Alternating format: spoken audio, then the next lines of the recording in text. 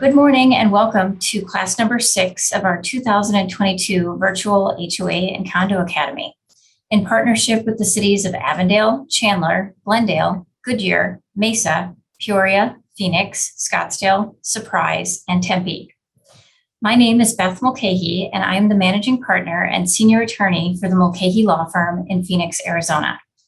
I've enjoyed representing HOAs and condominiums for over 25 years, and my firm currently represents over 1,000 planned communities and condominium associations throughout the state of Arizona. I also currently serve on my HOA board and have for many years. So we have a really exciting agenda today. We're going to be talking about how associations can successfully amend their association's documents.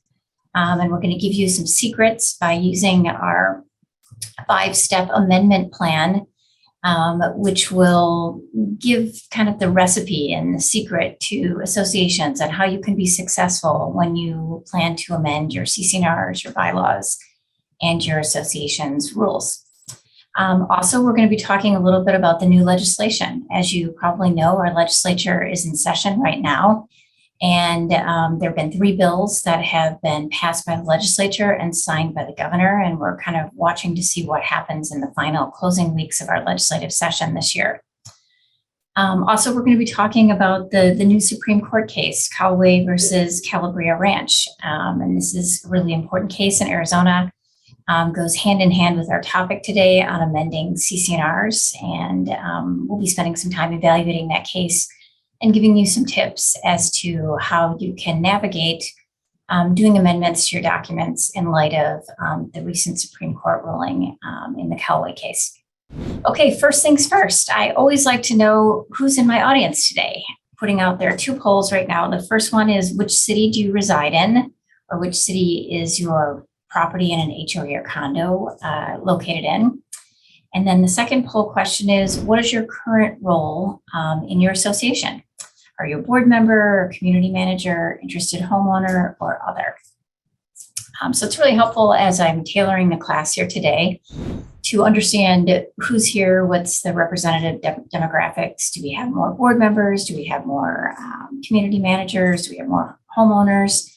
And so that's really helpful information for me. Looks like the poll results are coming in, so here they are. We actually have representation from almost every city here today, which is awesome. So 3% are from Avondale, 5% from Chandler, 3% from Glendale, 5% from Goodyear, 8% from Mesa, 8% from Peoria, 25% from Phoenix, 33% from Scottsdale, and 13% from Tempe. So welcome everybody.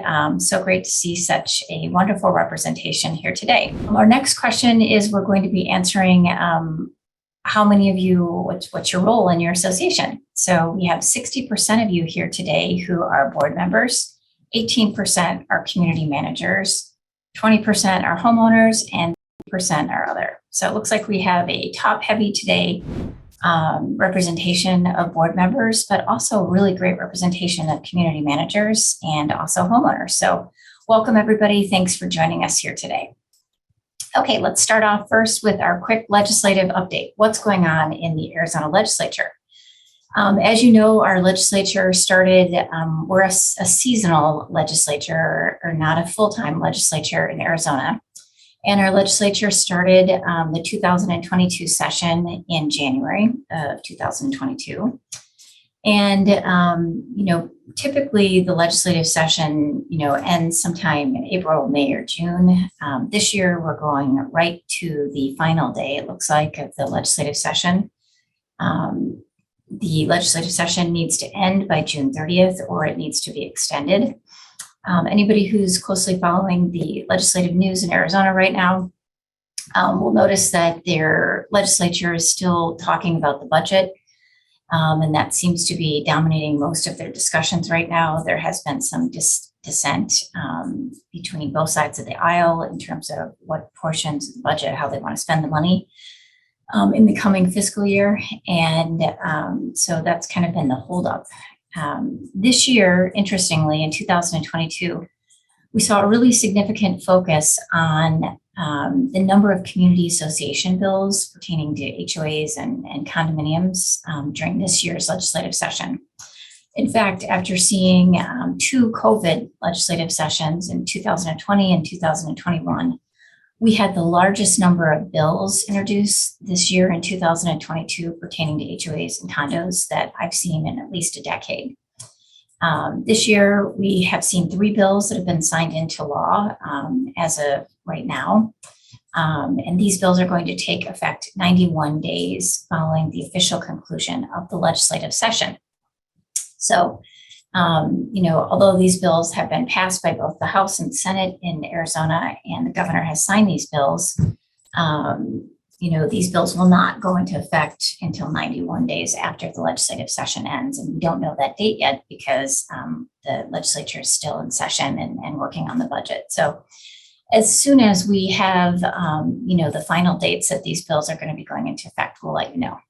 Okay, let's talk about the 3 bills. One's on artificial turf or artificial grass and how that affects associations.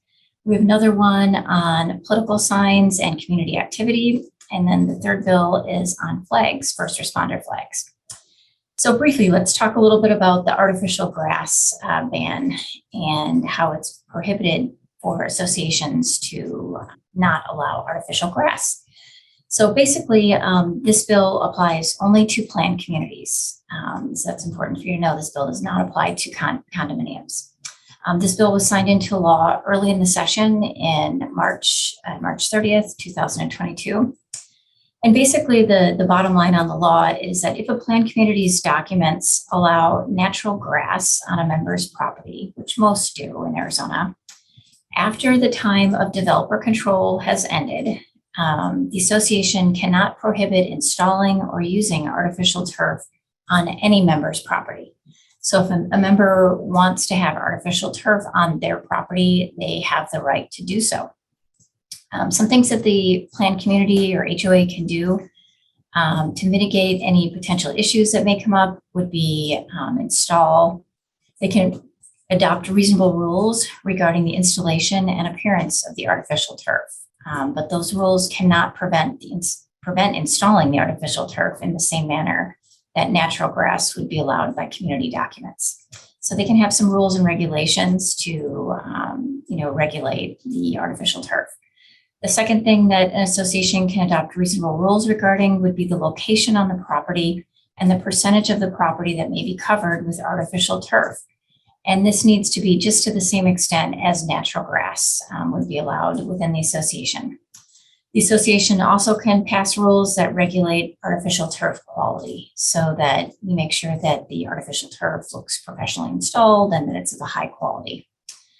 The next part of this bill is that a planned community can require the removal of a member's artificial turf if the artificial turf creates a health or safety risk or issue, and the member doesn't correct it after the association brings it to their attention. The planned community can require replacement or removal of the artificial turf if it's not being maintained in accordance with the association standards for maintenance. Another few points regarding this new bill, a planned community can prohibit the installation of artificial turf in several situations. The first one would be if it's installed in an area that the association maintains or irrigates. So sometimes in a planned community, the common areas or the front yard areas of an owner's lot are maintained by the association. So what an owner can't do is if the association maintains this front area of their lot, or maybe even the back area of the lot, which would be unusual, but occasionally we'll see a front area of a lot in a planned community being maintained by the association. The owner, in those situations cannot install artificial turf if the association is maintaining that area. And that just makes sense because it would place an additional burden on the association to have to maintain that artificial turf. Second thing, if the planned community prohibits the new installation of natural grass on a member's property, the association can also prohibit the new installation of artificial turf on a member's property. So if they can't have, regular grass in the association can also prohibit having artificial turf. There is an exception to that in that the association may not prohibit a member from converting natural grass, obviously, to artificial turf on that member's property. One last point on this law is, let's say that we have litigation regarding an owner who wants to have artificial turf and the association not allowing the owner to have artificial turf. The court is allowed to award reasonable attorney's fees and costs if the association violates this law. So the owner would be able to recover their attorney's fees and costs in litigation if they prevail. This law, of course, does not apply if the planned community association has unique vegetation and geologic characteristics that require preservation by the association, and in which the viability of those characteristics is protected, supported, or enhanced as a result of the continued existence of natural landscaping materials. So these would be like protected NAOS areas. We see that typically in the city of Scottsdale. So the owners would not be able to put artificial turf in any of those protected NAOS areas. Okay, let's talk about the second bill. This bill seems to be the more talked about bill, the bill that's creating more of a buzz in our industry. This bill is House Bill 2158. It talks about political signs and community activity. It was signed into law on April 13th, 2022. So the bottom line on this bill is it prevents associations from prohibiting or unreasonably restricting a unit or lot owner's ability to peacefully assemble and use common elements of the association, as long as it's done in compliance with any reasonable restrictions or rules for the use of that property, which may be adopted by the board. So this bill regarding political and community activity applies to both planned communities and condos. Associations cannot prohibit or unreasonably restrict the unit owner's ability to peacefully assemble and use the association's common areas or clubhouse for that peaceful assembly. What are some topics that owners or residents, might be able to assemble to discuss? So they can organize to discuss or address condominium or HOA business, including board of director elements or recalls or any hot topic in the association, potential or actual ballot issues or revisions to the condominium documents. So if there's amendment to the CC&Rs, people can have a meeting to discuss it.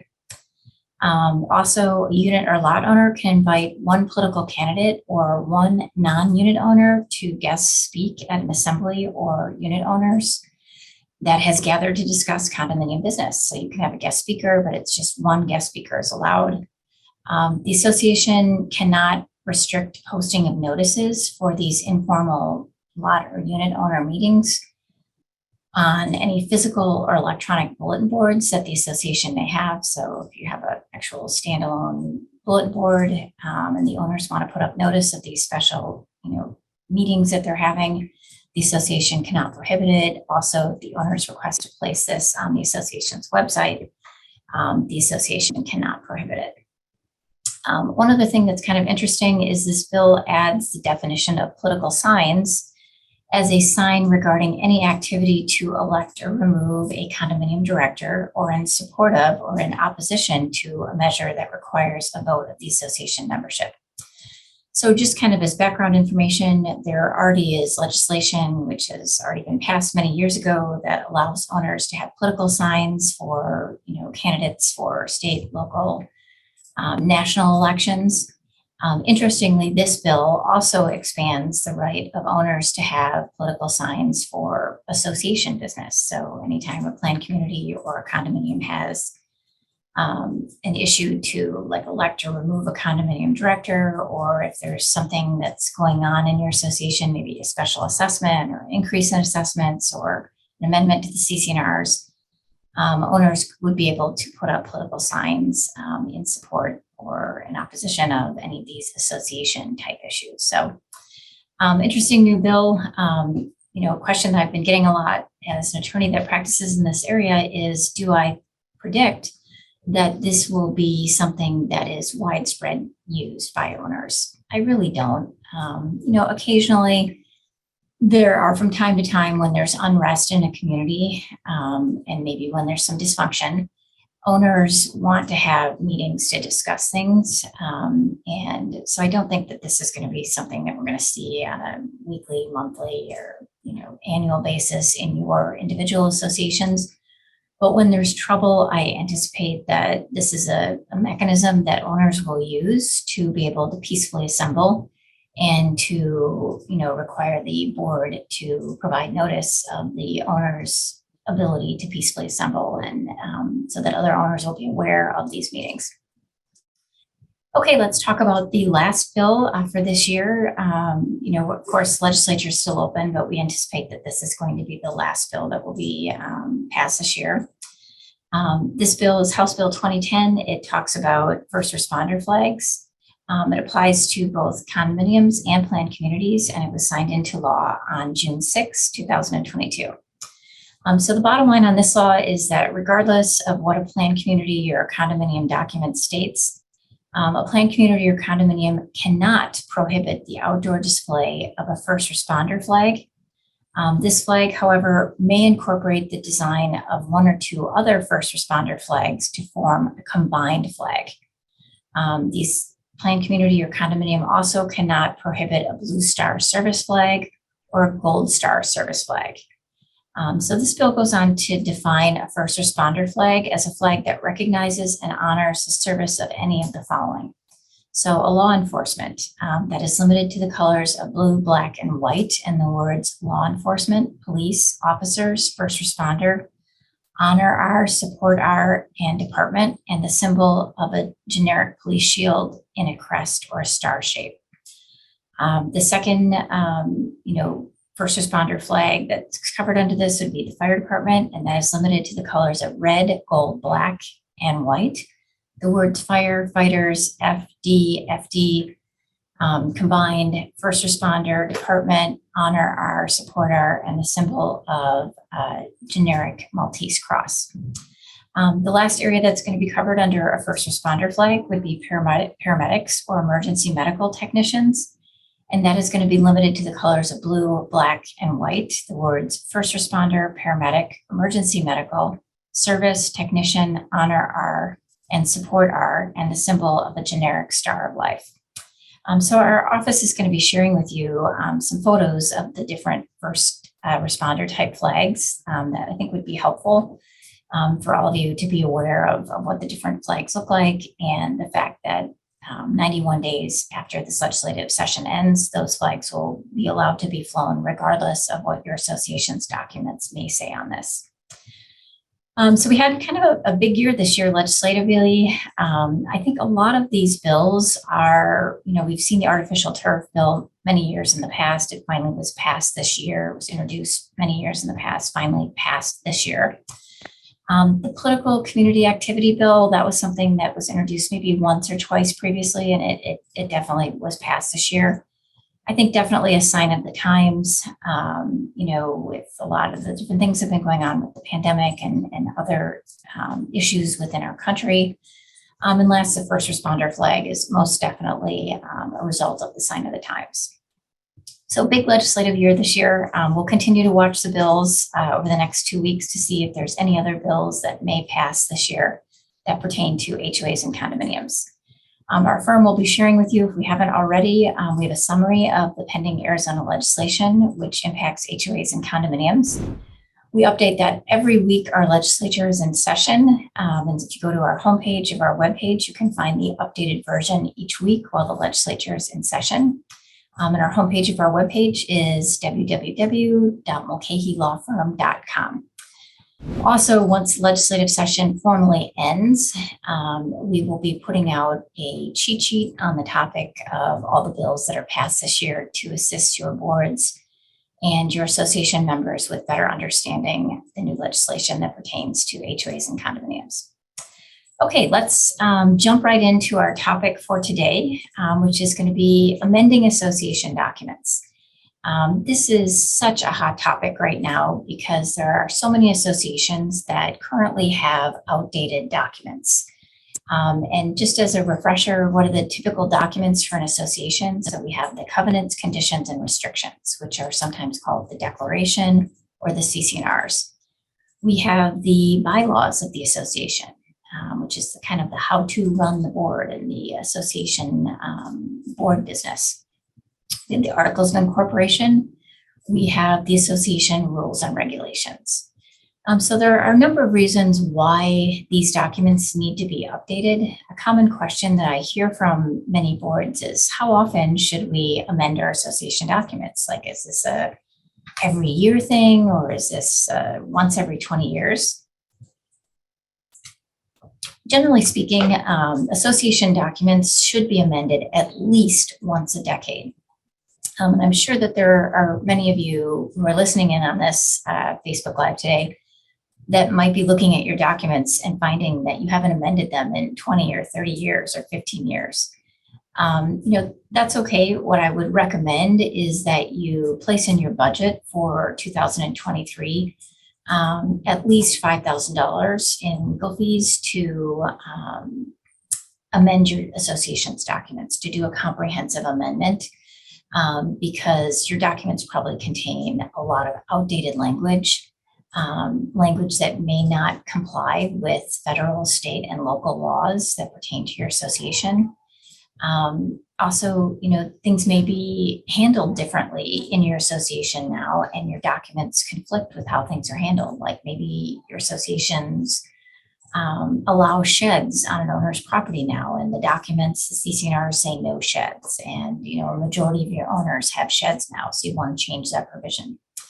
Also, a lot of you have developer language in your documents that's really outdated and needs to be removed. So declarant and developer language, it's confusing, and it's unnecessary to be in your association CC&Rs long after the developer or the declarant is long gone. And then there's another reason to amend CC&Rs. Maybe your documents have conflicting provisions, like your bylaws say one thing and your CC&Rs say another thing about how many directors you're supposed to have or whatever. And it's confusing because there's a conflict between the documents. And so those are kind of the most typical reasons to amend. I've given you kind of a ballpark on how much it costs to amend CC&Rs. It could be, anywhere from the $1,000 to $5,000 range. It may even be more if there are extensive changes, or if there's going to be potential negativity and pushback on the amendments by your owners, and we really have to do like a public service campaign to get the word out about the amendments and have a strong education process on the amendments. So it may cost a little bit more if you do that.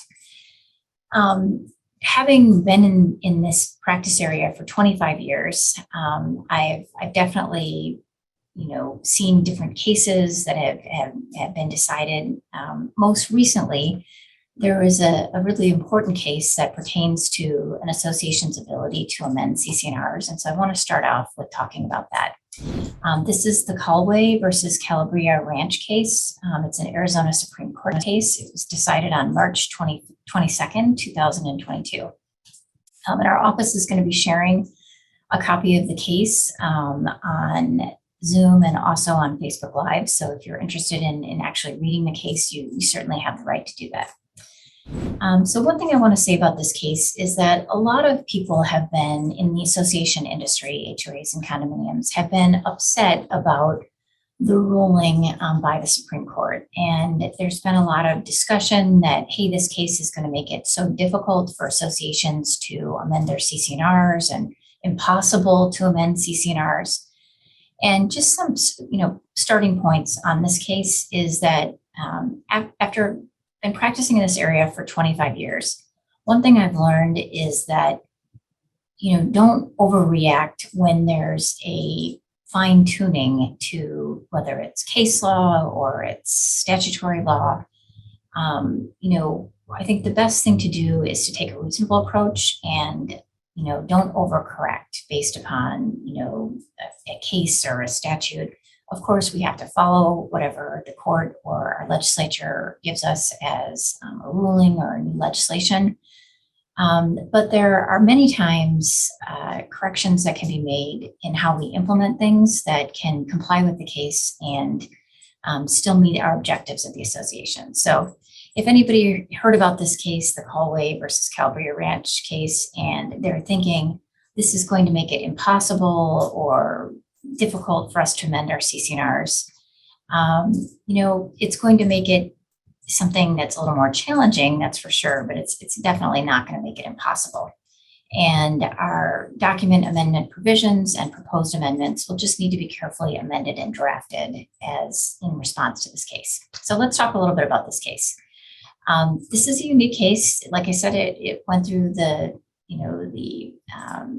Superior Court, and then it was appealed to the Court of Appeals, and then ultimately the Arizona Supreme Court made this ruling in March 2022. And basically, this is a really small association, Calabria Ranch. They only have 5 lots in the subdivision.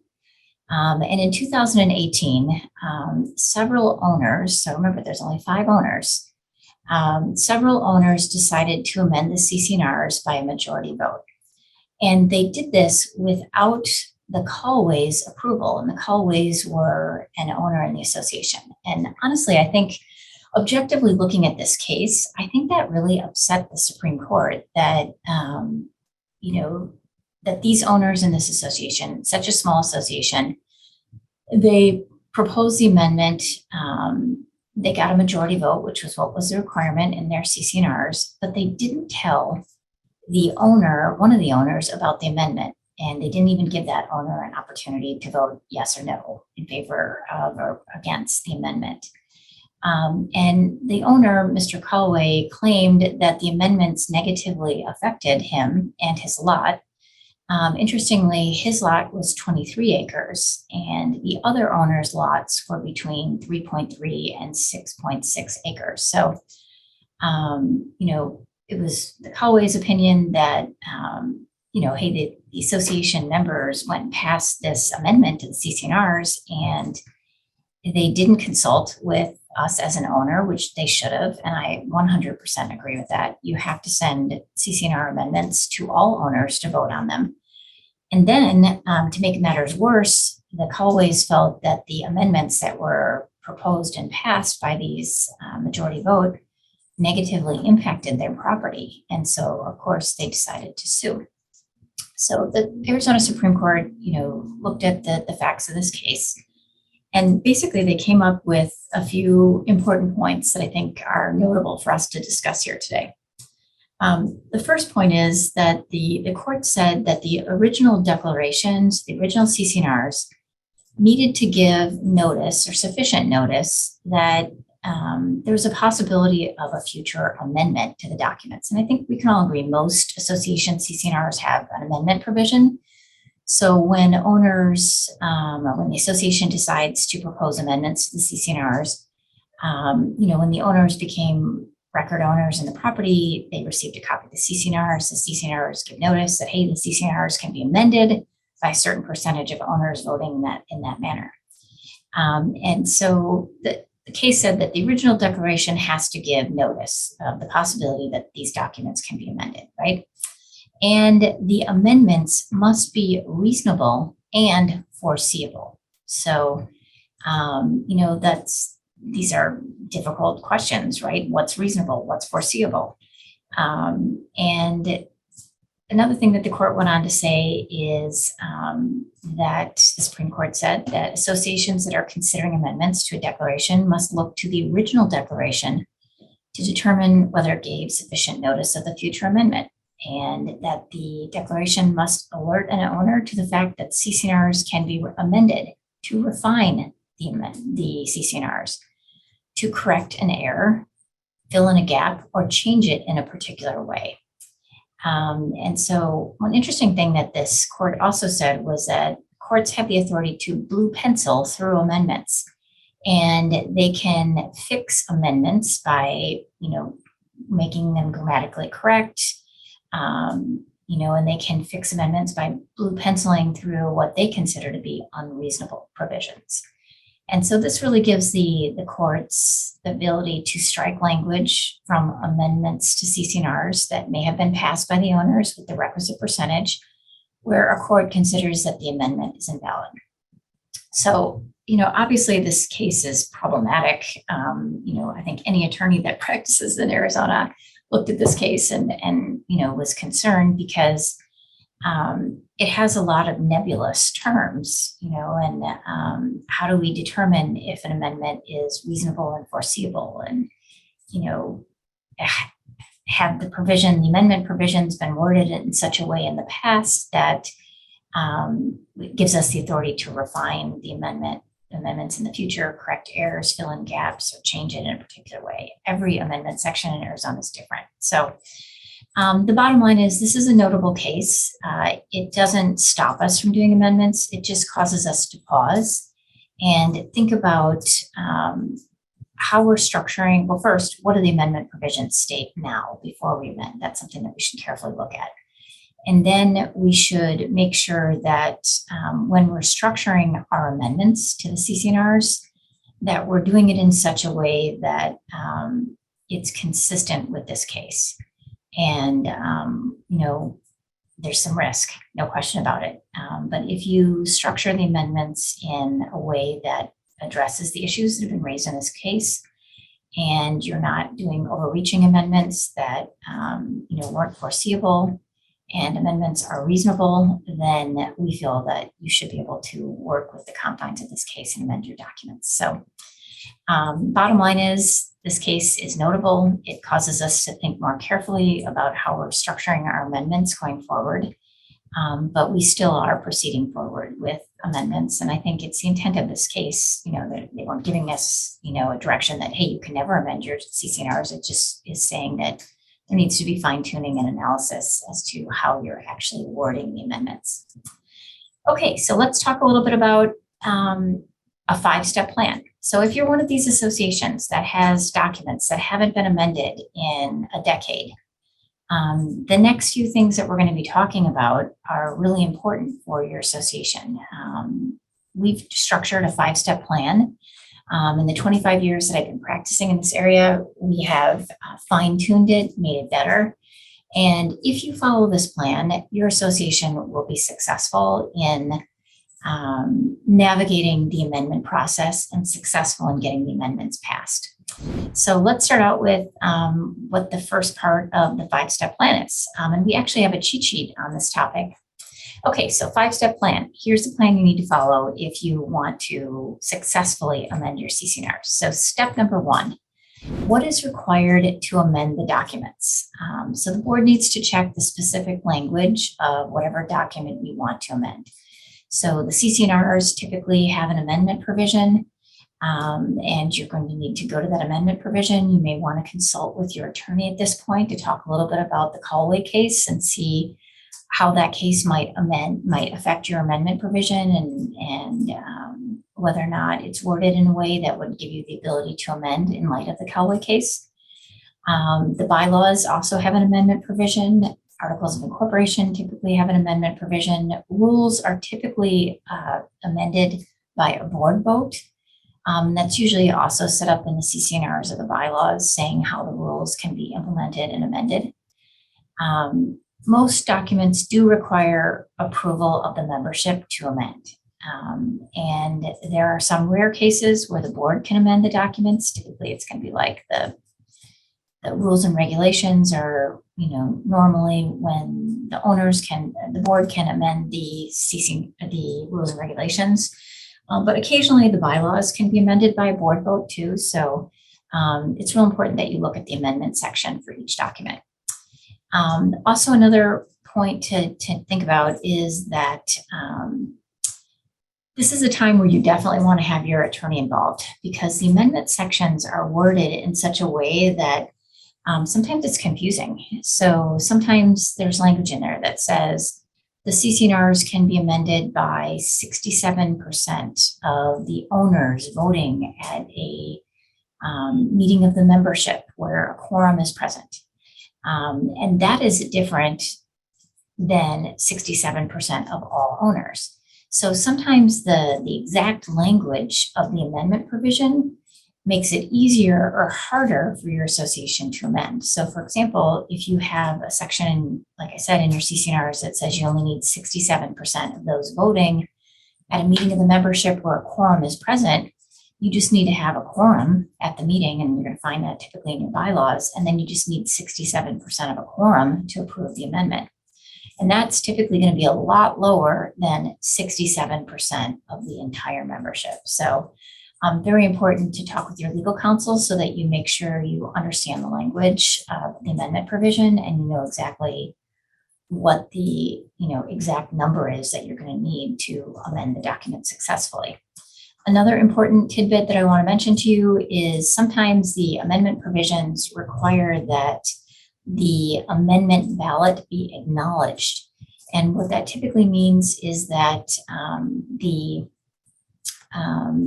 ballot itself needs to be notarized. And that's, a whole nother step that makes it more difficult to get the ballots back because the owners will have to sign it in the presence of a notary.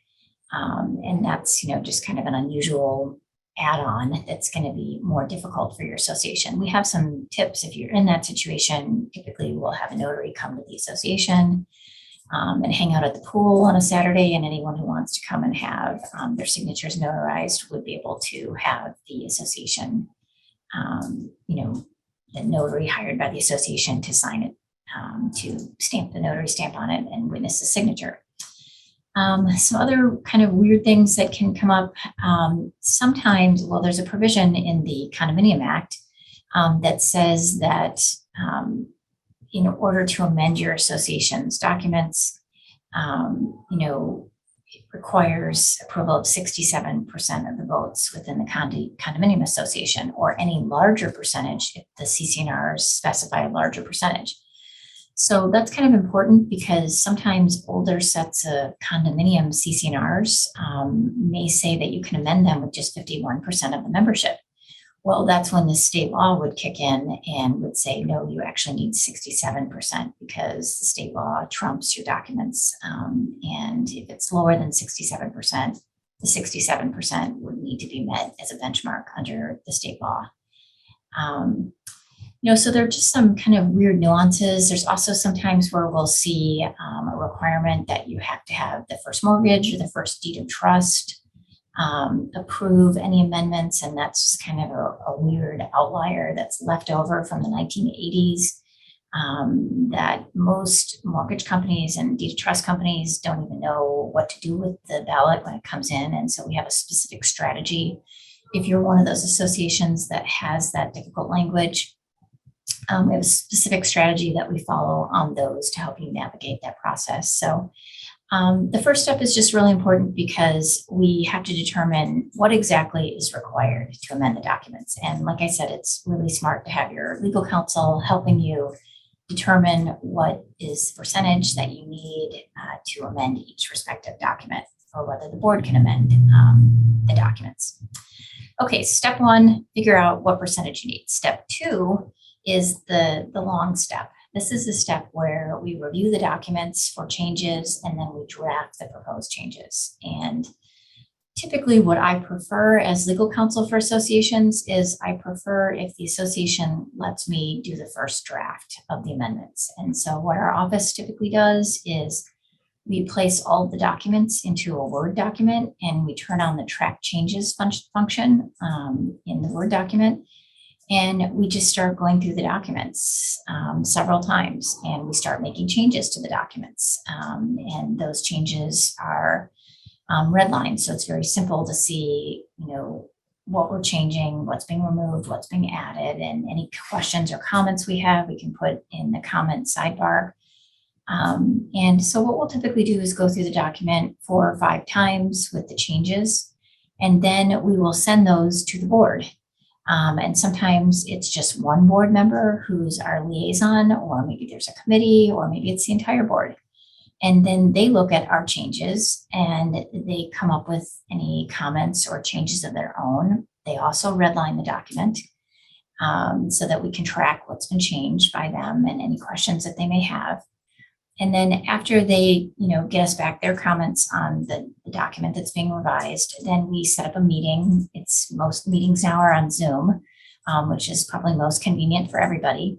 And we kind of go through the document page by page and clear up any questions that anyone may have, or talk about any potential conflicts or issues that may be arising.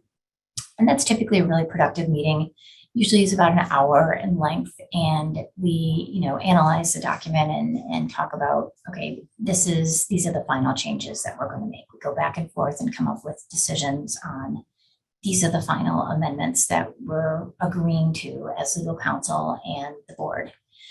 The next step is the step 3, that every board wants to skip, but it's really one of the most important steps. So step 2, of course, we come up with all the changes and we kind of go back and forth between legal counsel and the association's board.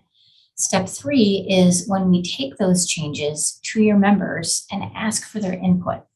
We're not asking for their vote yet. Basically, what we're asking for is let us know what you think about the document. And typically what we'll do is there may be a mailing that's sent out with the actual document, a hard copy of the actual document.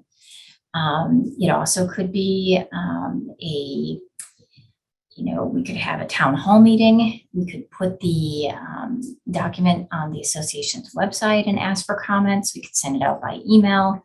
A lot of associations use a comment card system where they, ask the owners to review the documents. We give them typically 2 weeks to a month to give us their comments back.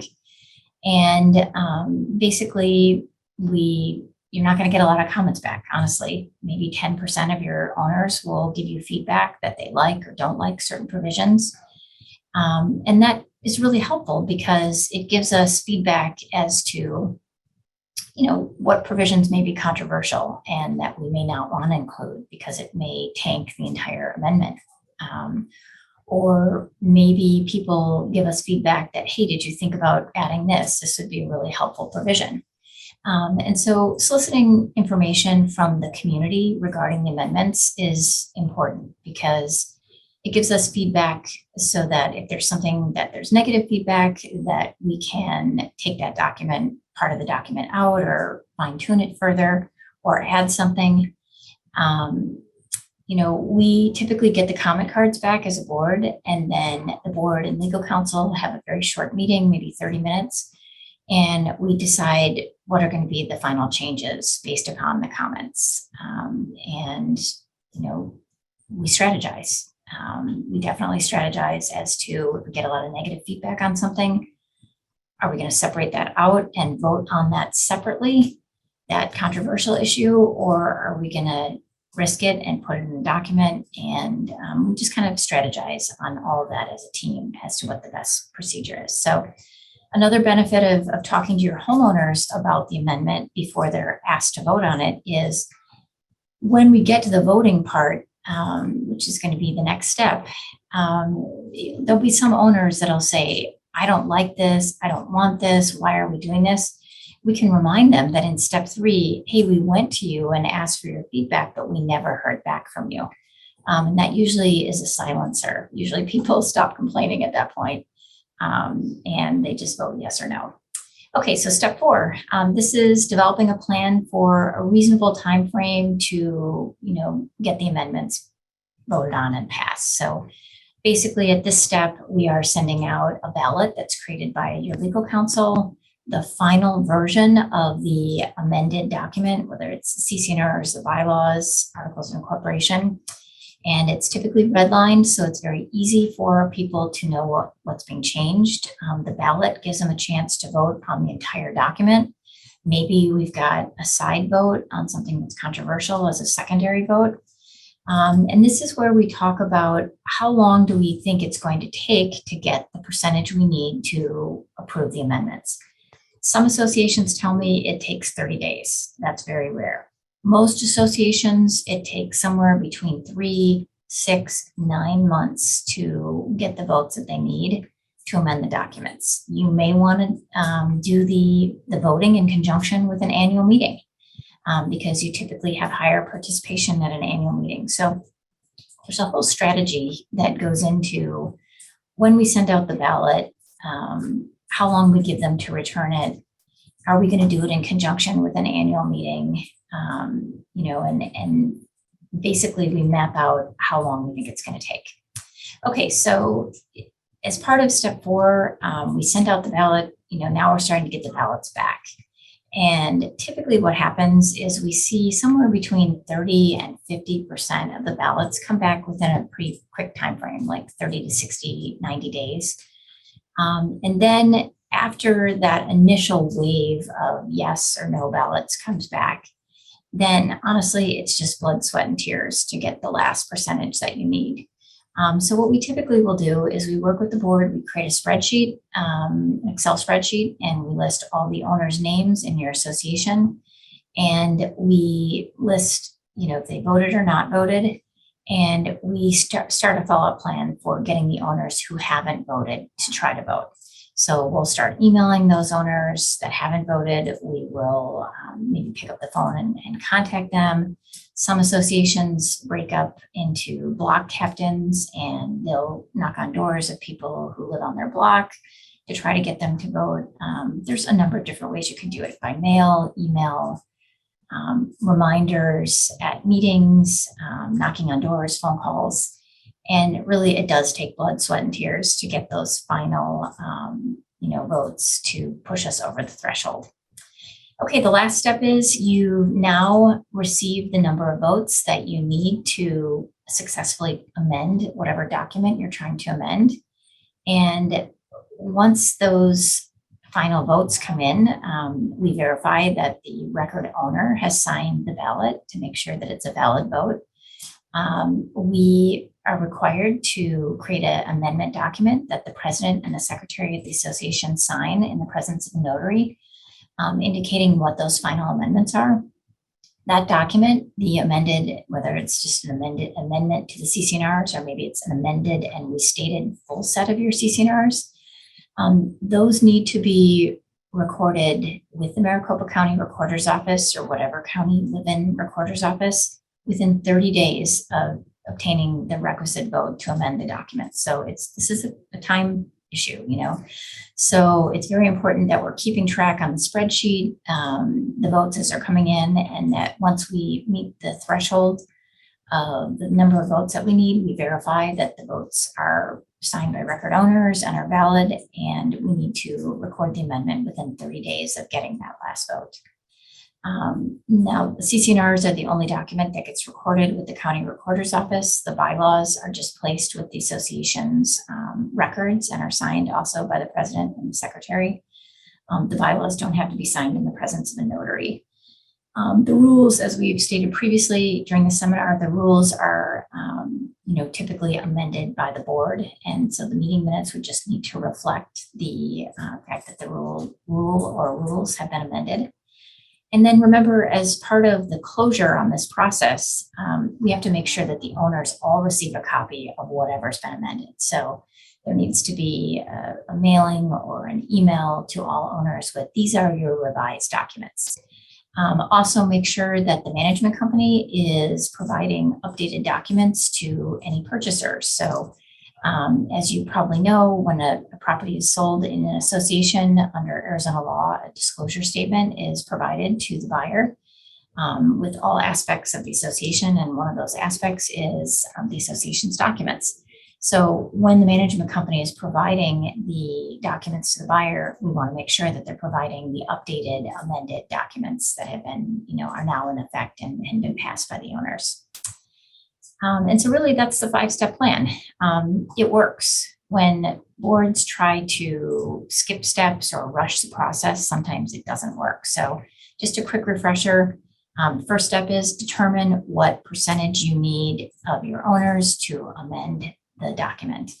Are there any special considerations? Like, does the ballot have to be notarized? Do we have to get, first deed of trust approval or first mortgage approval? Step 2, create the changes to the document using track changes function and a Word document. Work closely with the board and legal counsel. Step 3, go out to your owners and talk to them about the amendments. Have a town hall, have a coffee and donuts. Send them by email the proposed documents and ask for their input. Have a comment card where they can comment back, or give them an email that they can email back their comments. Step 4 is going to be coming up with the plan for the ballot, the final document that you're going to use for the amendment after getting the homeowner's input, incorporating changes after getting the homeowner's input, then tracking the ballots when they come in, and then knowing that you need to record those amendments within 30 days, with step 5, finalizing and recording the CC&Rs and finalizing the bylaws if those are the things that are needing to be amended. Okay, I'm just going to spend a brief period of time talking a little bit about rental restrictions and short-term rentals, because that's such a hot topic right now in Arizona and around our country. So how does, short-term rentals play into this whole amendment to your CC&Rs process? Back in 2016, the Arizona legislature passed a law that basically took away a city, town, or municipality's ability to regulate short-term rentals.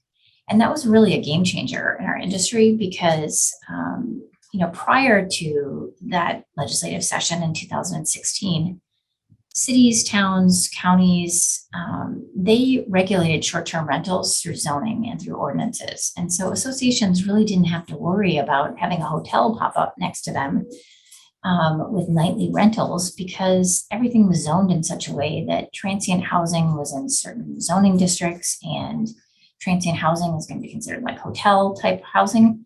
And that was never going to be in the residential areas that HOAs and condos were. Well, the game changed in 2016, and the legislature, took away the city, towns, and counties' ability to, regulate short-term rentals. And basically what happened is the legislature said, well, if an association wants to prohibit short-term rentals or prohibit rentals, you just need to amend your CC&Rs to include that provision. What the legislature didn't really understand is, hey, it's not easy to amend CC&Rs. We just went through that whole 5-step plan, right? And I said it can take anywhere from 30 days to 9 months to get owners to approve an amendment. So it's not a simple process for the association to adjust after 2016 and create rental restrictions, or short-term rental restrictions in your CC&R. So, just a couple of thoughts on this. If you're an association that doesn't want rentals in your community, or you're an association that wants to put a minimum rental period in your community, so like a minimum 30 days or a minimum 60 days or a minimum 90-day rental period that you can rent, but you have to have a lease that's for this minimum amount. You definitely need to consult with legal counsel and come up with a plan. There's all kinds of nuances on this, but if you're a condo, it's going to be more difficult typically to prohibit rentals altogether. Because there's a section in the Condominium Act that says any change of use requires unanimous consent. And obviously unanimous consent is basically impossible. So what you may want to do if you're a condominium, if you want to implement short-term rental restrictions, you may want to come up with a minimum time period that somebody can rent, and incorporate that as an amendment into your condominium CC&Rs. Planned Communities doesn't have that section, talking about change of use. So it's a little bit more open in terms of, prohibiting rentals or implementing minimum rental time periods. But there's a strategy that goes into these rental restriction amendments. We've got to look at, okay, how many lots do you have in your association and how many people are currently renting? And you're going to have to kind of count on those people as no votes, right? Because they're not going to, approve something that's going to take away their rights. Also, we got to look at the Kalway case and how that may affect, putting together a rental restriction amendment. Sometimes associations do a grandfather clause as part of the amendment. And, what that says is that all people who are currently renting are grandfathered, or maybe all owners are currently grandfathered. And will be able to rent or do short-term rentals, but any new owners who are coming into the association wouldn't be able to, short-term rent or rent at all. And so these are all some kind of creative things that, we've had to adopt and adjust to based upon the changes that the legislature has made since, 2016.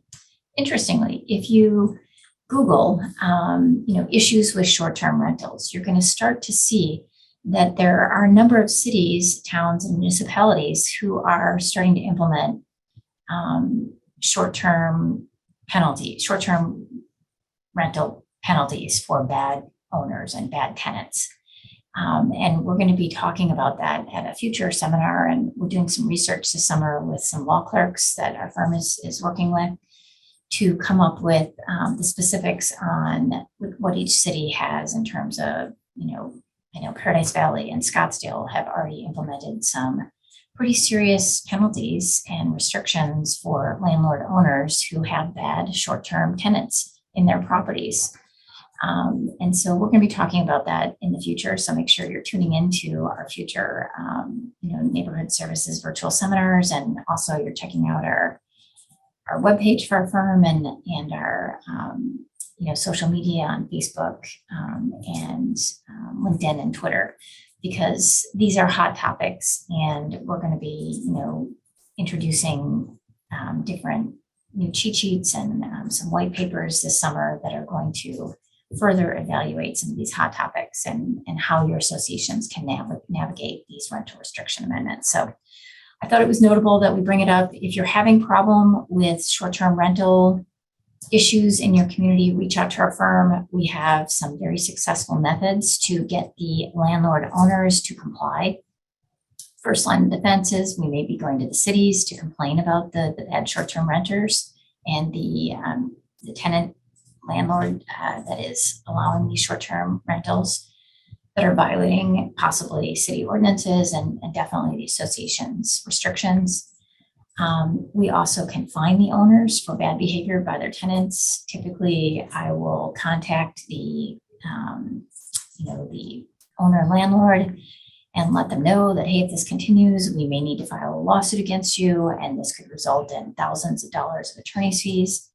And usually that phone call gets things set on the right path. So you do have remedies, of course, if you have short-term rentals in your association. You just want to make sure that you're reaching out to your legal counsel to help you with that if you're having issues. Okay, we have a great cheat sheet on this topic. If you're interested in hearing more about how to effectively work with rental properties, we'll be sharing that cheat sheet with you on Zoom and also on Facebook Live. And don't forget, we have over 65 different cheat sheets on various topics pertaining to HOA and condominium law in Arizona. Basically, we write a cheat sheet about hot topics that we're hearing questions from our clients on to better assist you and give you knowledge at your fingertips 24/7, 365 on our website at mulcahylawfirm.com. We also just another important thing to note is that we also have a ton of great videos for board members, managers, owners who want to learn more about association topics, legal topics pertaining to associations. We have over 50 videos that have been recorded since 2020. Every one of these neighborhood services virtual academies that we've done over the past 2 years is on our website, on our video tab. And I'm really proud to announce that we have over 58,000 views of the videos, of our videos that our firm has put out on HOA and condo law. We've got all different topics, all different lengths of the videos. Some are 3 minutes, some are, a full hour. And there's a lot of great information as a resource for you if you're interested in that on our website at mulcahylawfirm.com. We had 120 attendees today on Zoom, which is awesome. That might be an all-time high, plus 20 who attended today on Facebook Live, for a grand total of 140 people here today, which is amazing because it's summertime. And sometimes in summer, we see a little bit of a lull in people attending classes, but not when it's on Zoom, because we can stay home and in our air conditioning and we don't have to go out, right? So thank you so much for being here today with us for class number 6 of our 2022 Virtual HOA Condo Academy series. I'd like to give a special thank you to the partnership that we have with the city of Avondale, Chandler, Glendale, Goodyear, Mesa, Peoria, Phoenix, Scottsdale, Surprise, and Tempe. It's truly been a pleasure for our firm to partner with you since the pandemic, prior to the pandemic, with in-person classes.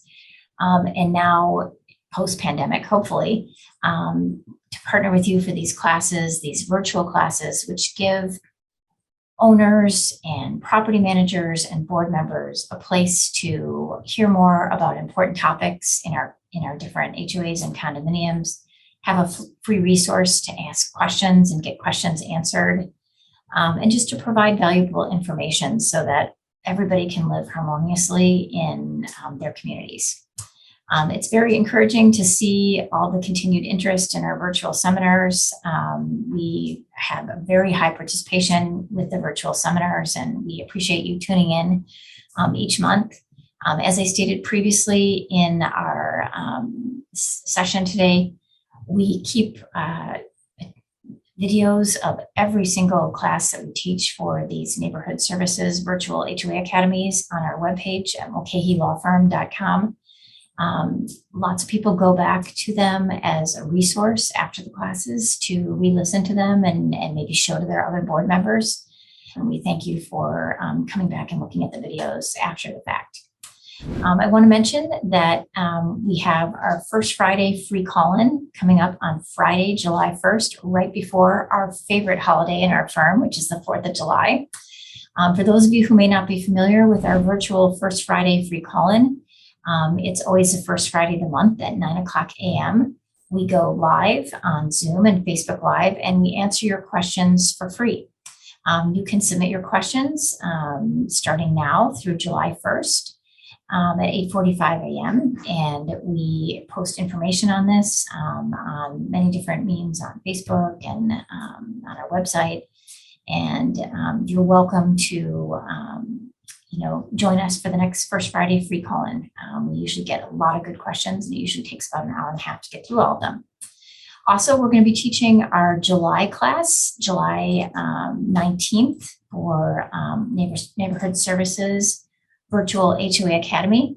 In that class, we're going to be talking about hot topics for HOAs and condominiums. We're going to go over most pressing issues for community associations, such as delinquent assessments, water issues, short-term rentals. We're going to spend some time on that. The new legislation, by then we'll have, some final updates as to what happened with all the bills in this year's legislative session. And, we like this class because it gives us some flexibility to talk about what are the most pressing issues that are facing associations right now. And it could be anything from electric cars to, water preservation to, it might even be turf. How do we handle these turf requests that started to come in large numbers? So we hope you'll join us for that class again on July 19th at 11:00 a.m. on Zoom and Facebook Live. Thank you again for joining us today for our HOA Condo Academy class number 6, and we hope to see you again at our First Fridays or our July 19th class. So take care, everybody. Have a great rest of the month, and we'll see you again on July 1st and July 19th.